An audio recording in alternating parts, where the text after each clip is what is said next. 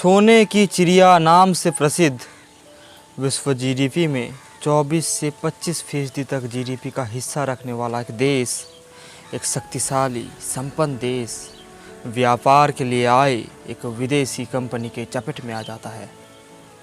एक छोटा सा विदेशी कंपनी एक समृद्धशाली देश को, दुनिया में सबसे अमीर देशों में से एक देश को लूट रहा था और उस देश की राजनीति पर, संस्कृति पर, भाषा पर, भूषा पर, उस देश पर अपना शिकंजा कस रहा था और उस देश को अपना गुलाम बनाने का रास्ता को प्रशस्त कर रहा था।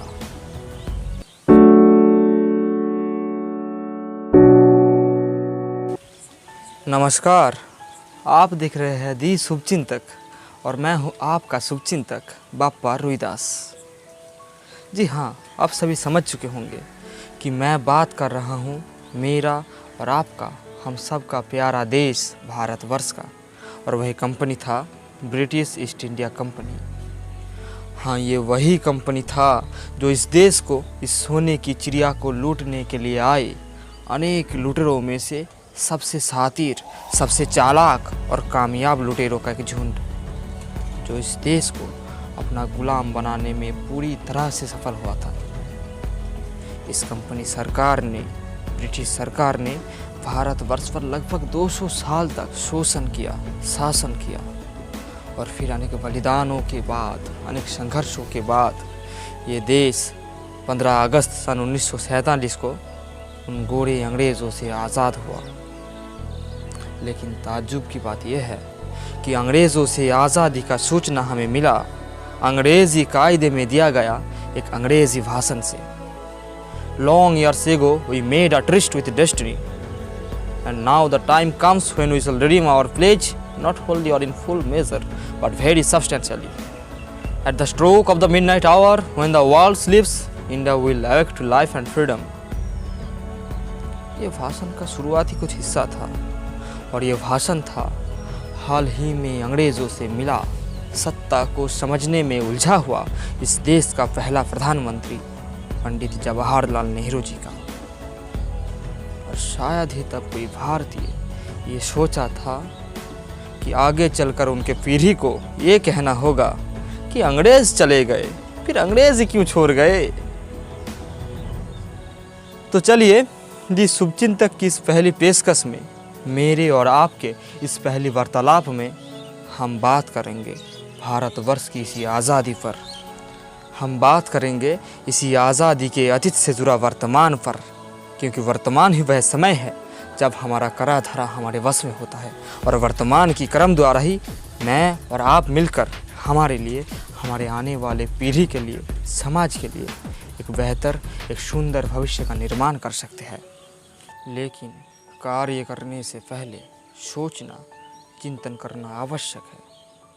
क्या आपने कभी ये सोचा, ये चिंतन किया कि दुनिया में दूसरी सबसे बड़ी आबादी पर लगभग 20 करोड़ भारतीयों पर कुछ संख्यक अंग्रेज़ अपना हुकूमत चलाने लगा था, अपना मनमानी करने लगा था। ये मुमकिन कैसे हुआ?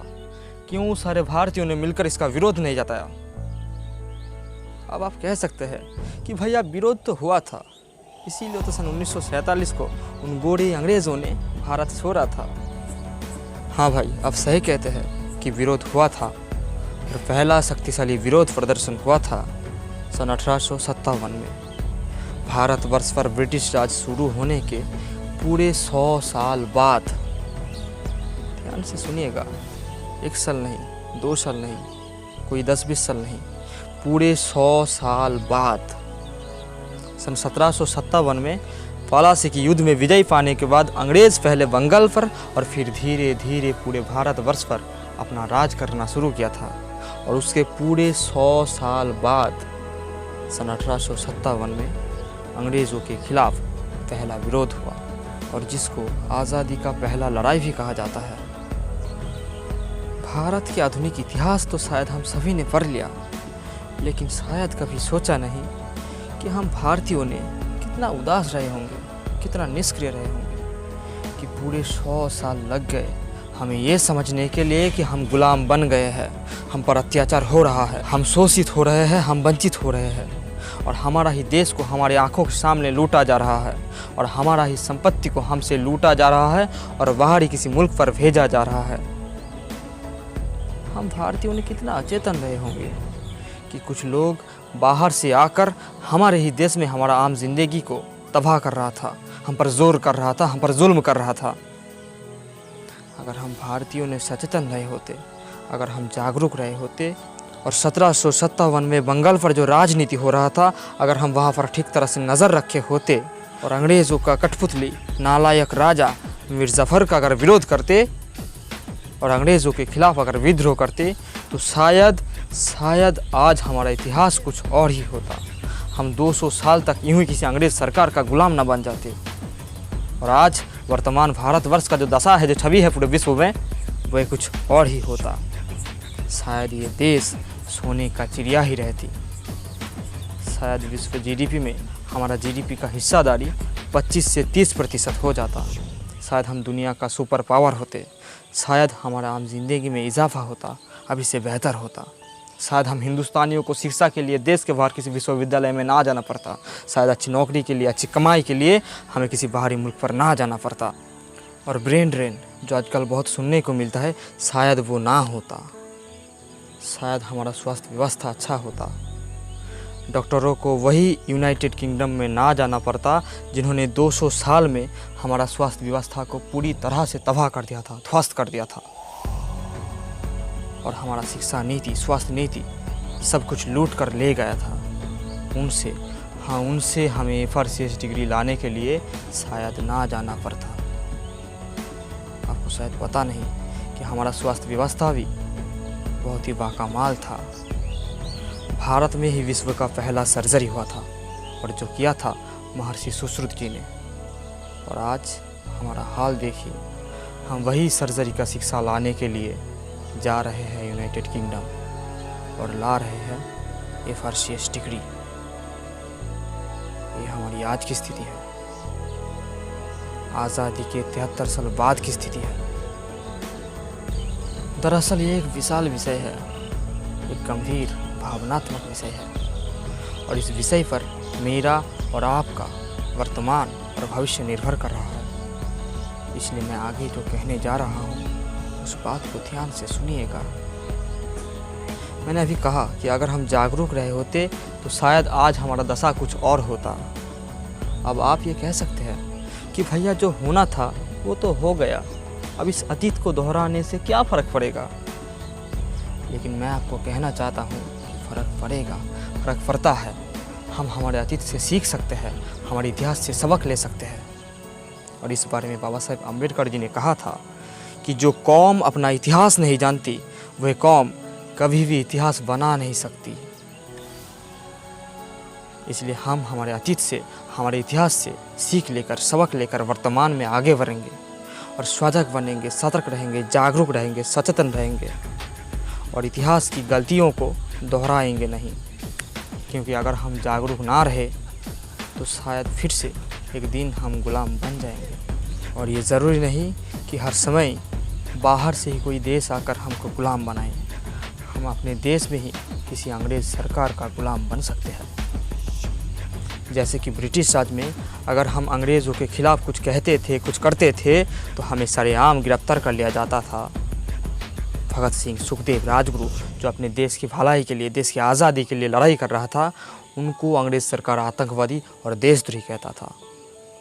आज भी ऐसा हो सकता है कि आप अपने समाज के भलाई के लिए, देश के भलाई के लिए किसी अंग्रेज़ सरकार का विरोध करेंगे, कुछ कहेंगे, कुछ करेंगे, तो शायद आपको भी बिना वारंट के गिरफ्तार कर लिया जा सकता है, आपको भी देशद्रोही कहा जा सकता है।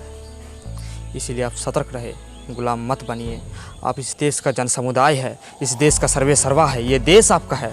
इसलिए अगर आपके ही देश में आपका हक को दबाया जा रहा है, अगर आपको दबाया जा रहा है, अगर आप पर अत्याचार हो रहा है, तो आप आवाज़ उठाइए, आप विरोध कीजिए। तो एक बात तो ये था कि आप सतर्क रहे, जागरूक रहे, गुलाम मत बनिए।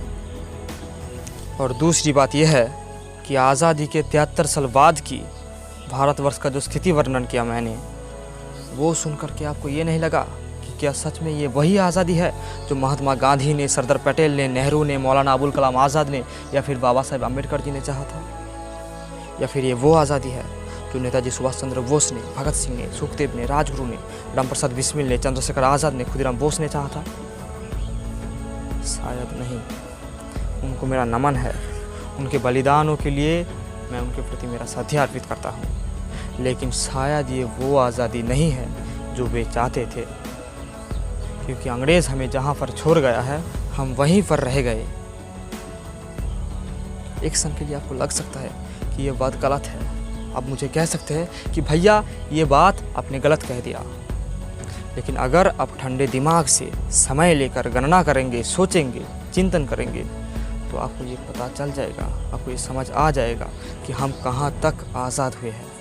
1757 में जब भारतवर्ष पर ब्रिटिश राज शुरू हुआ था तब भारतवर्ष का विश्व जीडीपी का हिस्सादारी था लगभग 25%, और जब वे भारत छोड़े थे सन 1947 को तब भारतवर्ष का विश्व जीडीपी में हिस्सादारी था लगभग 3%, 25 से 3%। और आज 2020 में भारतवर्ष का विश्व जीडीपी का हिस्सादारी है 3.5%, और आज हम इकोनॉमिकली दुनिया में 5वें स्थान पर है, मतलब 5th पोजीशन पर, और हमारे आगे है जापान, जर्मनी, चीन और अमेरिका जैसे देश। और इनमें से चीन को छोड़कर जापान, जर्मनी और अमेरिका का आबादी भारतवर्ष की आबादी की तुलना में बहुत ही कम है। अगर आप गूगल करेंगे तो आपको सब कुछ पता चल जाएगा। और वैसे भी जापान, जर्मनी और अमेरिका का आयतन भी भारतवर्ष की तुलना में अनेक ही कम है। हमारे पास एक बहुत बड़ा बाज़ार है, काम करने के लिए मैन पावर है, लेकिन फिर भी आज़ादी के 73 साल बाद भी हम इन देशों से पीछे हैं। पिछले 73 साल में हमने कितना इजाफा किया शायद आप समझ रहे होंगे। लेकिन हाँ, जन समुदाय का आम जिंदगी ब्रिटिश राज की आम जिंदगी की तुलना में कुछ हद तक बेहतर हुआ है, लेकिन फिर भी भारतवर्ष में आज भी गरीब और भी गरीब हो रहा है और अमीर हद से ज़्यादा अमीर हो रहा है। अगर हम सच में आज़ाद होते तो शायद भारतवर्ष में लोग आज भी भूखे नहीं मरते। आज भी हम देखते हैं किसी सड़क के किनारे, किसी मंदिर के बाहर, किसी मस्जिद के बाहर, किसी रेल स्टेशन के बाहर एक समुदाय पड़ा रहता है। वे लोगों के आगे हाथ फैलाकर भिक्षा करके अपने पेट का भूख मिटाने का कोशिश करता है। शायद भूख किसी दिन मिट भी जाता है और शायद किसी दिन भूख मिटता भी नहीं। वे भूखा पेट लेकर किसी सड़क के किनारे पर ही रात को सो जाता है, क्योंकि रहने के लिए उनका कोई स्थायी घर भी नहीं है। जो ज़िंदगी हम जी रहे हैं वो ज़िंदगी जीने का अधिकार क्या उनको नहीं है? क्या उन बच्चों को शिक्षा पर कोई अधिकार नहीं, अच्छे भविष्य पर कोई अधिकार नहीं, जिनको हम आज भी देखते हैं किसी चाय की दुकान पर, किसी होटल पर बर्तन मांजते हुए या फिर कुछ काम करते हुए? क्यों बच्चों के पिता माता को शिक्षा के लिए, बच्चे की पढ़ाई के लिए सोचना होगा? क्यों चिंता करना होगा? शिक्षा, स्वास्थ्य जो किसी भी देश का एक बुनियादी हिस्सा है वो क्यों मुफ्त में नहीं मिलेगा एक गणतांत्रिक और स्वाधीन देश में? अगर हमें सच में आज़ादी चाहिए तो हमें जागरूक होना होगा, हमें आज़ादी का मांग करने होगा, सरकार की नीतियों का आलोचना करना होगा, अच्छी और सही नीतियों का स्वागत करना होगा और साथ ही साथ बुरी और गलत नीतियों का विरोध करना होगा, और अपने आसपास जो हो रहा है उसे देखना होगा, परखना होगा, समझना होगा और उस पर अपना प्रभाव रखना होगा। हम में से कुछ लोग राजनीति को एक गंदा नाली कहता है, लेकिन मैं उनसे कहना चाहता हूँ कि अगर आपके घर में एक गंदा नाली हो, एक ड्रेन हो, तो क्या आप उस नाली का सफाई नहीं करेंगे, कोई काम काज नहीं करेंगे, ताकि जो गंदगी है, जो गंदा पानी है, जो दुर्गंध है वो आपके घर में प्रवेश ना करे? ताकि ऐसा ना हो इसलिए आप उस गंदगी का सफाई करेंगे। लेकिन राजनीति एक ऐसा स्तंभ है जिस पर हमारा पूरा समाज, पूरा देश टिका है। आप उस राजनीति को एक गंदा नाली कहकर कि आप अपनी जिम्मेदारी से पीछे नहीं हट जाते। अब आप कह सकते हैं कि भैया मेरा उत्तरदायित्व राजनीति के प्रति नहीं, लेकिन अगर आपका उत्तरदायित्व अपने प्रति है, अपने परिवार के प्रति है, अपने समाज के प्रति है और अपने देश के प्रति है, तो क्या आप राजनीति को न कर सकते हैं? आप राजनीति को न कर नहीं सकते। राजनीति आपके जीवन को प्रभावित करेगा ही करेगा। इसलिए बेहतर ये होगा कि आप अपने आसपास हो रहे राजनीति पर भी नज़र रखें, उस पर अपना नियंत्रण रखें, ताकि आप, आपका परिवार, आपका समाज स्वस्थ रहे, अच्छा रहे, बेहतर रहे। अब आप मुझे कह सकते हैं कि भैया आप कौन होते हो ये सब कहने वाला? तो आपको मैं बता दूं कि मैं आप ही की तरह इस जन समुदाय का एक हिस्सा हूँ, इस देश का एक साधारण नागरिक हूँ। मैं आपका एक प्रतिबिंब हूँ जो अपने आप को, अपने परिवार को, अपने समाज को और अपने देश को सुरक्षित और स्वस्थ देखना चाहता है। और आखिर में एक बात मैं आपको ये भी कह देता हूँ कि जब तक आप ये वीडियो देख रहे होंगे, इसी समय अंतराल में हिंदुस्तान की किसी कोने में किसी बेटी का, किसी बहन का, किसी माता का बलात्कार हो गया होगा। क्योंकि जानकारी ही ये कहता है कि हिंदुस्तान में हर 20 मिनट में किसी महिला का बलात्कार किया जाता है, जो एक सभ्य समाज के लिए, एक संस्कारी देश के लिए, देशवासियों के लिए चुल्लू भर पानी में डूब मरने जैसा शर्मनाक, घिनौना और घटिया हरकत है, जो भारतवर्ष की और भारतवासियों की आज़ादी पर एक बड़ा सा जिज्ञासा चिन्ह है। तो आज का वीडियो में इतना ही था। हालांकि समस्या तो अनेक है और मैं आज की वीडियो में जो वर्णन किया शायद समस्या उससे भी कहीं ज़्यादा है, लेकिन फिर भी उसका समाधान भी हमें ही करना होगा। और हमने ऐसा उदाहरण बहुत पाया है कि समता एकता में ही होता है, और हम इसलिए सारी समस्या का समाधान करेंगे एकजुट होकर। और इसलिए हम एक संगठन का स्थापन किया है, उसका नाम है मानुष, man and Nations United servants.